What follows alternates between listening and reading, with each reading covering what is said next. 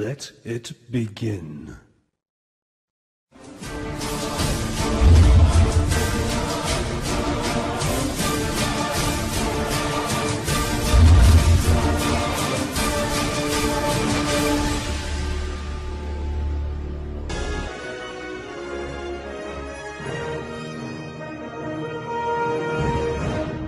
Cuando hice mi título en el Instituto para el Medio Oriente, en la Escuela de Estudios Internacionales de la Universidad de Columbia, tomé muchos cursos sobre la cuestión del conflicto en el Medio Oriente. Semestre tras semestre estudiamos sobre el conflicto en el Medio Oriente como si fuese el conflicto más complejo en el mundo, cuando de hecho puede que se trate del conflicto mundial más fácil de explicar.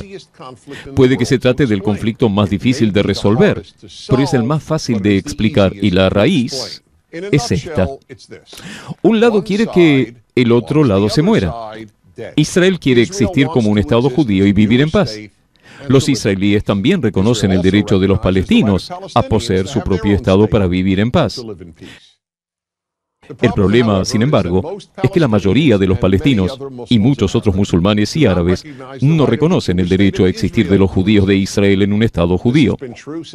Esto ha sido verdad desde 1947, cuando las Naciones Unidas decidieron partir el territorio conocido como Palestina en un Estado judío y otro Estado árabe. Los judíos aceptaron la partición de las Naciones Unidas, pero ningún árabe o musulmán lo aceptó. Cuando el gobierno británico terminó el 15 de mayo de 1948, los ejércitos de todos los países árabes vecinos, Líbano, Siria, Irak, Transjordania y Egipto, atacaron al Estado de Israel, que tenía un día de vida para destruirlo, pero, para sorpresa del mundo, el pequeño Estado judío sobrevivió. Y eso volvió a suceder en 1967, cuando el dictador egipcio Gamal Abdel Nasser anunció en sus palabras su plan de destruir Israel.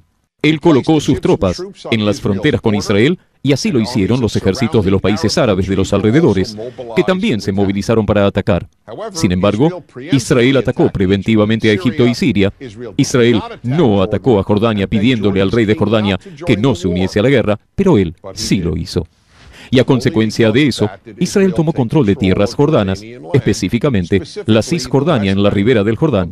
Inmediatamente después de la guerra, los líderes árabes se dirigieron a Jartum en Sudán y anunciaron sus famosos 3 no. No reconoceremos, no habrá paz y no habrán negociaciones. ¿Qué es lo que Israel debería haber hecho?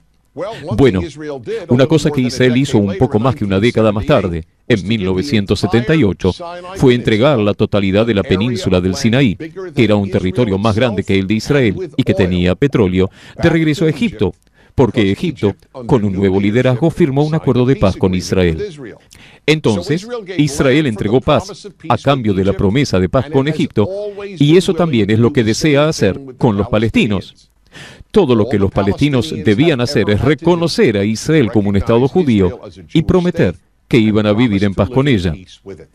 Pero cuando Israel propuso dar tierras por paz en el año 2000, lo que le daría a los palestinos un Estado soberano en más del 95% de la Cisjordania y la totalidad de Gaza, el liderazgo palestino rechazó la oferta y a cambio respondieron enviando olas de terroristas suicidas dentro de Israel.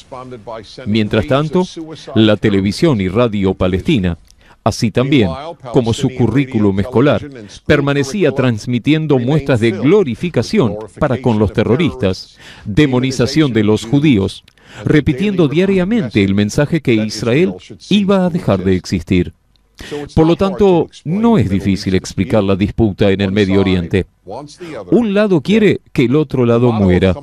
La frase del Hamas, los gobernantes de Gaza, es: nosotros amamos la muerte tanto como los judíos aman la vida. Hay 22 países árabes en el mundo, cruzando desde el Océano Atlántico hacia el Índico, y hay un solo Estado judío que tiene el tamaño de Nueva Jersey. De hecho, la fina El Salvador es más grande que Israel. Finalmente, pensemos en 2 preguntas. Si mañana Israel abandona sus armas y anuncia que no pelearía más, ¿qué sucedería?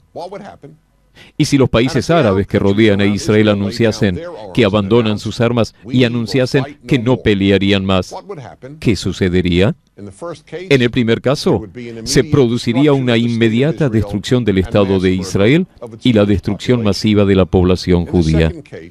En el segundo caso, habrá paz al día siguiente.